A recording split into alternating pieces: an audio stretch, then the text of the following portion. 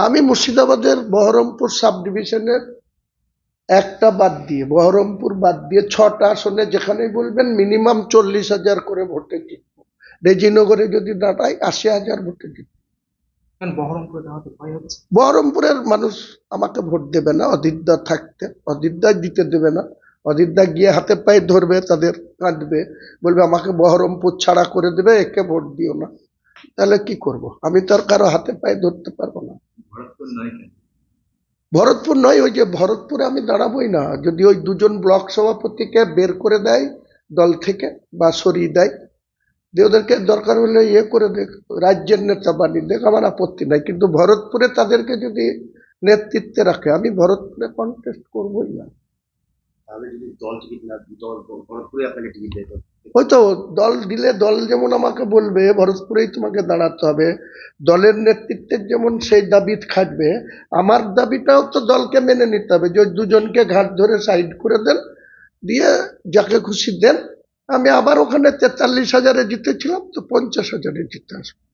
কিন্তু এরা থাকলে আমি কন্টেস্টই করবো না।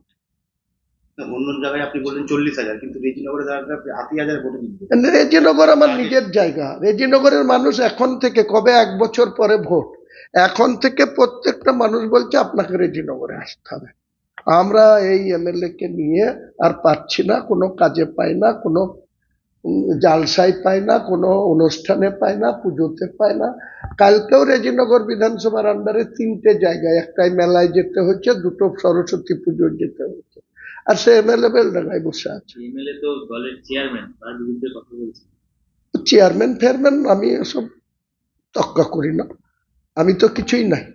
তো সে চেয়ারম্যান আছে, তো তার কটা গুরুত্ব আছে। আপনারা হয়তো তাকে কোনোদিন খুঁজেও বেড়ান না, আমাকেই খুঁজে বেড়ান। এখানেই তো প্রমাণ হয় যে চেয়ারম্যানের কতটা গুরুত্ব না হুমায়ুন কবিরের কতটা গুরুত্ব। মোটেই না। অধীর চৌধুরী নিজেই যদি কন্টেস্ট করে বহরমপুরে, আমি আগেই বলেছি, তাহলে ওই সিটটা জিতবে, কারণ ওটা ব্যক্তিগত কারিশমাই। দলের সিম্বলেই দাঁড়াক আর নির্দলেই দাঁড়াক, যদি বহরমপুরে কন্টেস্ট করে তাহলে ও জিতবে। আর তাছাড়া ওই মনোজ চক্রবর্তী সহ যত লোক আছে, যতই এধার ওধার করে বেড়াচ্ছে, কখনো সাগর দিঘি যাচ্ছে, ভরতপুর যাচ্ছে, শক্তিপুরে 10টা লোক পিছনে আর 22টা সিকিউরিটি নিয়ে ঘুরে বেড়াচ্ছে, দেখেও আমাদের লজ্জা লাগে।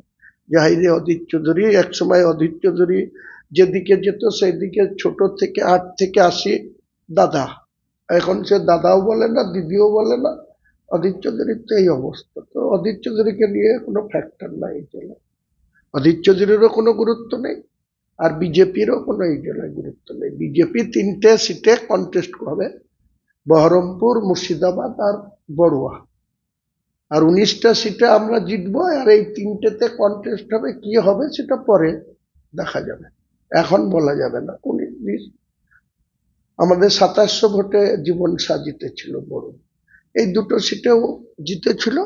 ওটা রাজ্য নেতৃত্ব যদি আমাদেরকে সেইভাবে বলে, দায়িত্ব দেয়, গুরুত্ব দেয় যে 22টা সিটই জিততে হবে, আমি জোর গলায় বলছি বিজেপিও রুখতে পারবে না, কংগ্রেসও রুখতে পারবে না, সিপিএম তো একদম শেষ।